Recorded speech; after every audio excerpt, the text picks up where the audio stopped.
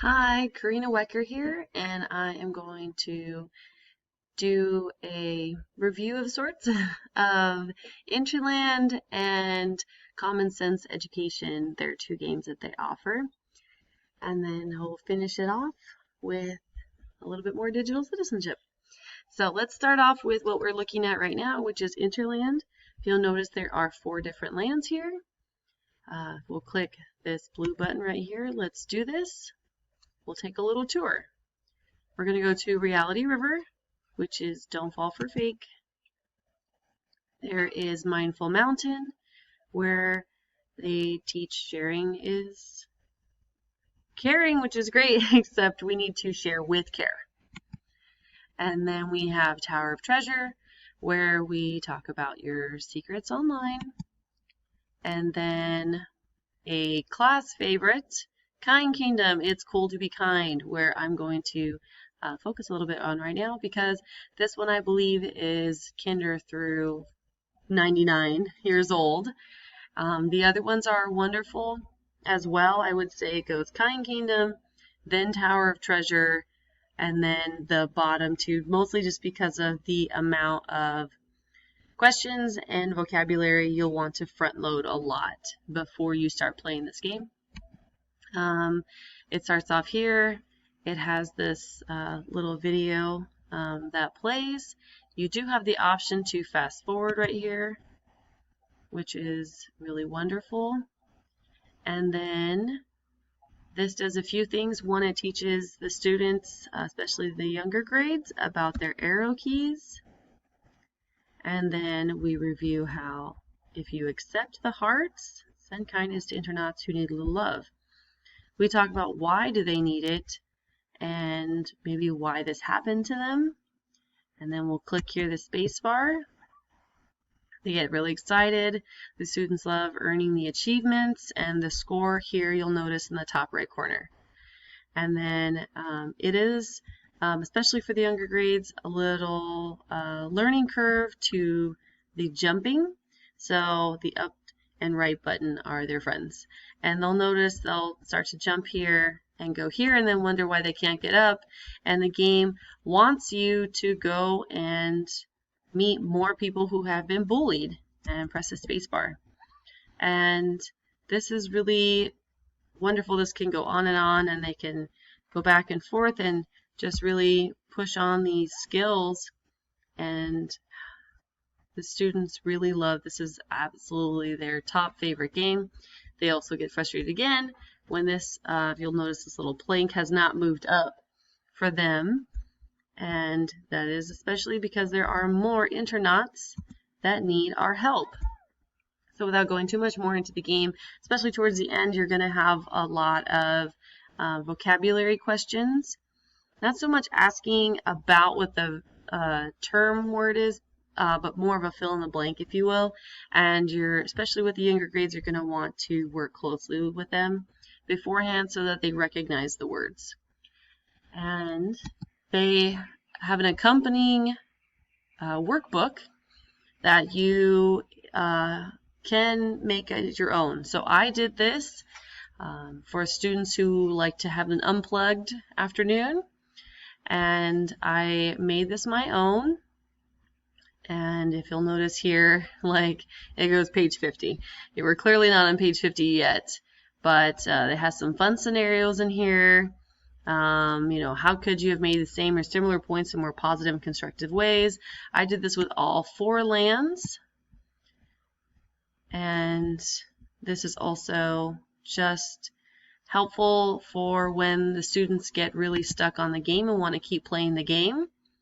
And you're like, that's really wonderful, but let's also talk about what's behind the game. So I really do emphasize that you should include the workbook, even if you're just not even going to hand out the sheets, but maybe even have this up on the screen and then do the discussion topics. I would address that, absolutely. And then the second part is we have Common Sense Education.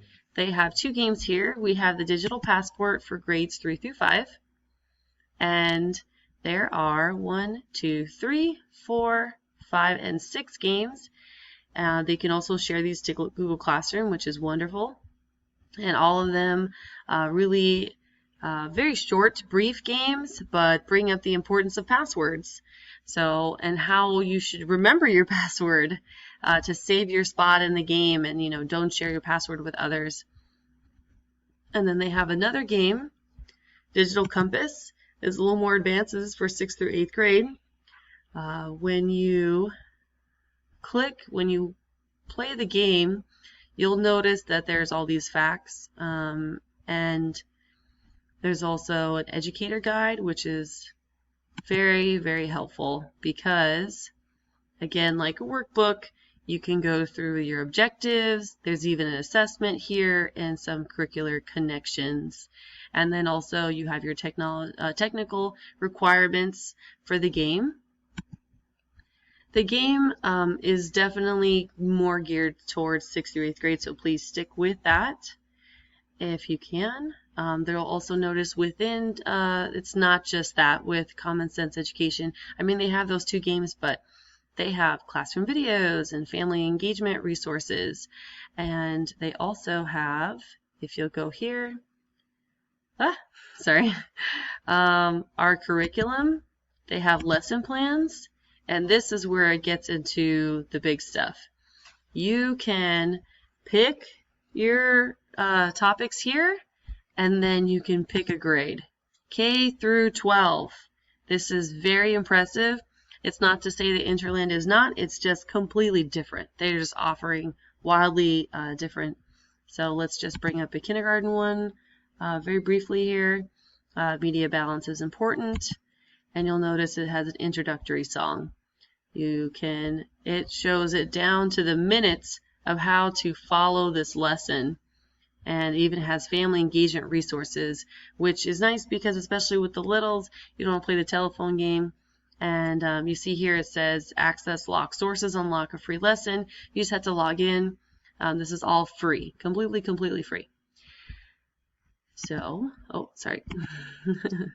So to talk about digital citizenship and honestly why K through 12 it's so important to bring this up, and then more so why are we bringing this up in the first place, is students are online and they're talking to us, they're talking to their teachers, they're talking to family members, they're sharing, and instead of telling them, scaring them away from being online, saying, oh, that's where the bad people are, we need to embrace this, and this is a perfect time to say, hey, yes, go online, research, and use all the tools out there, but let's use it wisely.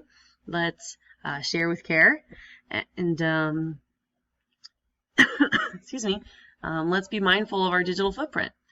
So I believe that it should absolutely be essential to, if you're going to be online, even if you're, whatever you're teaching, I think even in the briefest of moments, you should definitely bring this up if you have the students log in any way. So that is my take on digital citizenship. Thank you so much for watching. See you later.